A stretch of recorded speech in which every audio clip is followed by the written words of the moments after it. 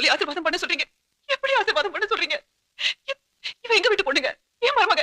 காலமெல்லாம் கண்ணுக்கு கண்ணா நான் பாத்துக்குவேன். என்கிட்ட கொடுத்து எடுத்துக்கங்க, கூட்டிட்டு போங்க. ஆனா அவளோட ஜீவாவ அவகிட்டே கொடுத்துருங்க. தவிச்ச தவி பண்ணீங்க எல்லாம் பாத்தீங்கல்ல. அவ ஆசைப்பட்டவனுக்கு அவளை கொடுத்துடுங்கடா.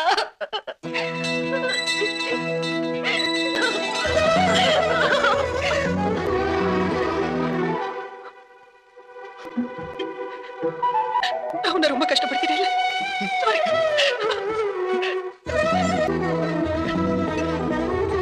இவ்வளவு விட நல்ல பொண்ணா என்னால முடியாதுங்க.